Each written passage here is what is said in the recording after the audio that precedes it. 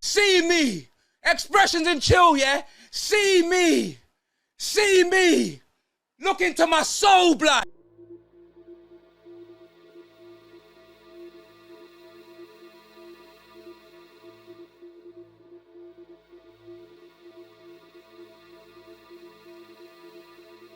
You might wanna mock me. You might wanna take me for a dickhead. Huh? Matisse. How can I forget, blood? He's a smart guy.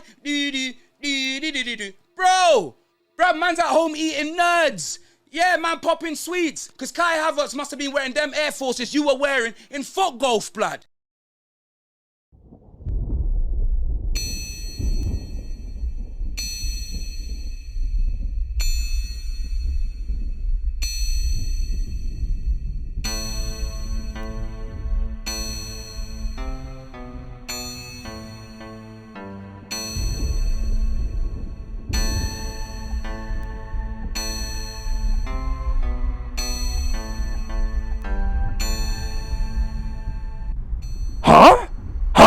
Expressions sending for me twice. This rolled up dice looking like he'd been handled multiple times with that white top talking to me. Huh? Chocolate Superman, I see him melting out on these streets. 70 degrees. Huh?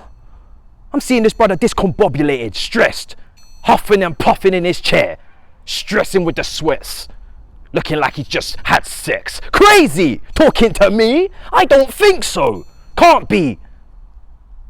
Talking about human son, human gone, colour sexy, more like colour couldn't see. Got wrapped up like a kebab from Cookerella, emphasis on the cook. Talking to me, I don't think so, my brother, my G. You must be crazy. Are you mad? That's the second time you come and approach me. I left you, twice I went silent, put my ringtone off, said I'm not even dialing. Now, this is the second time I heard from you. I said no more silence, huh? Richardson telling me he's got that dog in him, getting bent over backwards like Sterling last weekend, huh?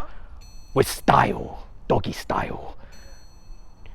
Tobes, huh? Chicken ball, Tobes. Looking like off-license 24/7 Lukaku. Man, head round the corner, bro. You don't belong round here. Ain't no trophies to your name. Talking to us, talking to me. Come to the bridge, have some respect. You robbed, theft, come to the stadium, didn't get shit, nothing. And you managed to scrape a point thanks to Taylor and Dean. Sounding like GTA characters out here. Are you mad? Listen, you two, yeah? I don't want to hear no more nonsense. Because if I have to come up here again, it's going to be long, yeah? You better be careful out here in these streets.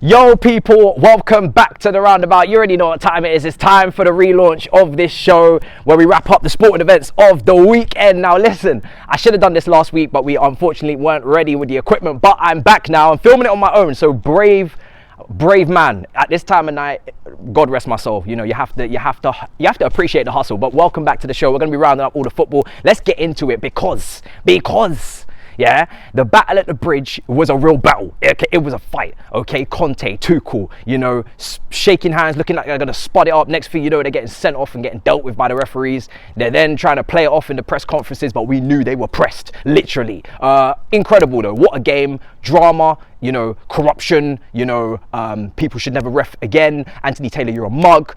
Mike Dean, you're a sucking mum. Like, yeah. We're not happy. We're not happy because let's be real, Chelsea dominated that game. Even the rivals are understanding now. This is how mad it is. They dominated that first half, 60% possession at different points. There were 2 10-minute spells where you could say Tottenham grew into the game at the start. They were, you know, competing. When Richardson came on, they were competing, but Chelsea absolutely dominated, discombobulated, and just drove themselves to a lead twice and then capitalized and taken away by Anthony Taylor. I was going to say Matt Taylor, like this is Wigan. You're not about that life, my brother.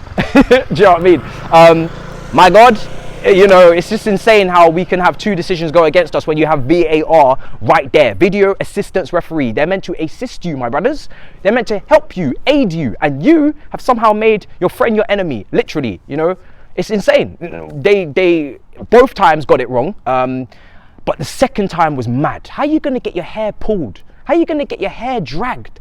I'm not even asking for cards, but my brother, it should have been a yellow, and you know what? For the other one, for Cucurella, the first one's a yellow, the second one's a red, my brother, yeah? You should have been out here blowing your whistle, but instead, you're out here puffing your cheeks out, trying to keep up with play, not understanding the game, and not focusing on what's meant to be going on. I'm pissed. I brought all the refereeing shit. Listen, I'm gonna start refereeing the games, because it seems like anybody can get their license at this point. Insane. Insane. Got me on there doing Amazon deliveries for cards and whistles and nonsense like this, because I knew you were going to F up this season, Anthony. I knew it. I'm calling you by your first name now. I'm pissed. I knew you were going to mess up, Anthony. I knew it. But look, shouldn't be refereeing our games no more. There's a petition out there. Not that it even helps or makes a difference, but Tottenham got life. Harry Kane got life. All of these guys got life. Life. Reincarnated like cats. It's insane. 9 lives. I can't believe it. But 2-2 at the bridge. It was the battle of the bridge. It was very reminiscent of the 2-2 when Leicester won the title and Hazard scored that late equaliser. Only this time it was Chelsea that played better instead of Tottenham, and maybe just balanced itself out. I don't know, but yeah, fuming from that game. So let's move on. I've got to talk about, I have to talk about Brentford beating Manchester United. It was insane.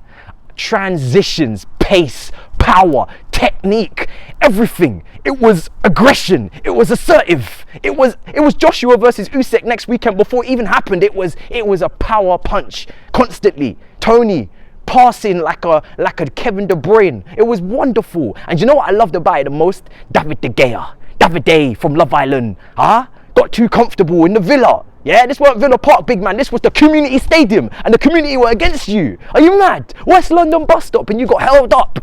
You got held up. Hold that, bitch. Listen, I can't believe it. This brother had problems with everything. Sweeper keeping, shot stopping, commanding the area, captaining, leading by example, even though he ain't got an armband, he thinks he does. But this brother was a mess. But the whole team was, I don't know what Ten Hag's doing. Ten Hag learned a very valuable lesson, my brother. This is not FC20, yeah? This is not FC20. You have got to actually set up properly when you go to teams like Brentford. It's going to be a problem. It's going to be a battle. And we had that same issue when we went to Brentford last season. We scraped a win, like I said in my review. You play Eriksen, Bruno, and Fred as your midfield three. Listen, if this doesn't go to show that Man United need a sitter, I don't know what does. Because you got Eriksen out here doing the most. You're leaving Fred all isolated and hanging out to dry. It's insane. You know, it's absolutely insane. And for me, it was a little bit naive to continue to keep playing out from the back from the manager and the squad. You should have, at some point, backed away and said, you know what? We can't handle the situation anymore. We're going to actually now play it long. We're going to take it safe. But no, you kept playing dangerous balls and you got punished. Yeah? And that's what happens. It happens. And it happens like that. And it's beautiful to see. But Manchester United, they're in the mud right now. They really got to sort themselves out. They got a big game against Liverpool up next. And I'm not really sure whether they're going to survive. But listen, that's up to you lot. It's insane. You got to get your shit together because you're not fit to play out from the back. Martinez, physically, you know, there's questions that are going to be asked already from the 5'7", 5'8" defender. For me personally, if it's not working at centre-back, move him into midfield. Get him in as a destroyer. I've seen Makaleles. I've seen Petit Kante. Small defensive midfielders. Small midfielders winning tackles, interceptions, low sense of gravity. My brother, get Martinez into midfield. It solves potentially 2 problems in one. You haven't got a midfield sitter right now. You need balance. Bang, there's your balance. He can sit. He defensively is aware. Cover that back line. Good in possession. And then you need to sort out the centre backs. Like I said, then you need to go and maybe sign a centre back. But he could be used in midfield. He's played in midfield before in a Ten Hag team, so I'm sure he knows this. So let's see. Obviously Arsenal, you know, Arsenal won 4-2. Of course, the Gunners are still doing their thing, gunning man down. It is what it is. Do you know what I mean? Gabriel Jesus, well done. You're a success. Pains me every time to say it, but you know, I already knew this was going to happen, so we just have to hold that. They got Jesus and Mohammed. Do you know what I mean? The high heavens are praising them and they're looking good. Everything's all sorted and rosy at the Emirates. Leicester, you get back into the game twice and you concede immediately after. I didn't even get finishing celebrating before you had conceded again. I don't understand the lack of concentration, but it is what it is. Saliba with an own goal, humbled, I guess, a little bit of the Arsenal fan base who were comparing him to Van Dijk, but still going to be a top defender. These men are shouting. It's getting scary out in these streets. Sancho, scary hours. Listen, Arsenal, it's a good win. It's a solid win. They're starting to show. Well, do you know what? I'm not even going to even say anything. Let me not even say nothing. And I advise you don't either, Arsenal fans. Just take your wins as they come. Each win, just keep moving swiftly on and keep going about your business quietly. That's the best way to get it done. Do you know what I mean? You don't want to open up your mouth too wide and suddenly it come back to bite you in the ass. So yeah, I think Arsenal being good. Arsenal doing their thing. Tougher opposition to come, but good start. Very, very good start. 6 points out of 6. That's what you want. First home game of the season. Job done. They're getting goals. They're fluid. They ain't got no problems there. It'll be interesting to see what happens with the depth afterwards, but right now, calm thing. It's all calm. I've got to get into, listen, Man City is just a walkover. That's just to be expected at these stages. But let's go a little bit abroad. Barcelona dropping points to Real. My Lord, it's karma. I really hope they fail. I can't lie to you, I'm salty as hell. I really hope that they struggle beyond all belief. I really hope that they just cannot get it going, the gears don't flow, and suddenly, all of that money spent comes to bite them in the arse even earlier than it does, because it is expected. Because my God, the arrogance right now from that fan base. I just need humble. I need a third or fourth. I need a shocking season. I need no title race. Real Madrid to win. A la Madrid. I'm telling you, I'm on board. You don't understand more than you can believe, because this Barcelona fan base has been rattling me all summer, and now I need revenge. So good to see a little 0-0 there. Timo Werner got a goal. He scored for RB Leipzig. He did his thing. Long ranger. Goalkeeper decided that he was just gonna fumble it into the net like David De Gea. It was insane. I've never seen him score from that distance in my life, so credit to him. I'm not gonna be so creditful to Lukaku though. You scored, but fuck you, yeah? I'm not gonna give no praise for Lukaku. The only good thing about this is that he has scored, and that hopefully just convinces Inter Milan even more to purchase his blood clot. But apart from that, we will not be giving any Romelu praise on this channel. It just won't be happening. It's something that I hold dear to my heart. It's like the 10 Commandments. It just will not take place over here. I don't know if that was 10 words, but you understand the messaging. All right, there's people out here. All right, so let's start to conclude before our equipment goes missing, and so do I. Kidnapped. Listen, like I said, it was a good weekend of football, really competitive, good for the Premier League to be back. I'm still scarred from what happened, but it is what it is. Obviously Liverpool play later. Interesting to see if they can bounce themselves back. Champions League draw is coming in less than 2 weeks. Okay, I need one of my enemies close. Whether it's any of these teams that we've had beef with over the summer, from a Chelsea perspective, bring them here to me. I'm also seeing Anthony Gordon has been linked with a £40 million bid.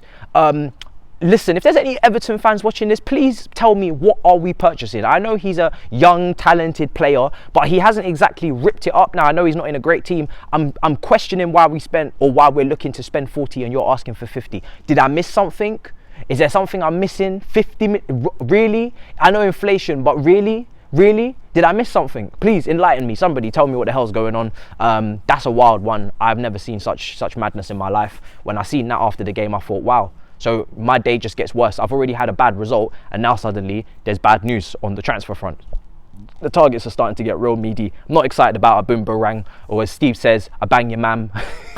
A bang your mam. It's quality. Not excited about him as a transfer target either. My excitement, we're starting to get towards the end of the window now. We're starting to see the targets are dwindling. It's the Arnautovic's of this world. It's the Aubameyang's. It's the Anthony Gordon's. It's giving me PTSD of Anthony Taylor. I can't deal with it. Like, the targets are just getting worse and worse. Clearly, we're getting towards the end of the window. There's not really that many targets available, and it's long. So yeah, not really enjoying that front. But listen, I'm gonna wrap it up. Keep it short and sweet today. The main focus was the beginning of the video. I hope you enjoyed. And yeah, if Atlantic Records want to sign me for my rapping ability, then my email is in the description. Let's go get this bag.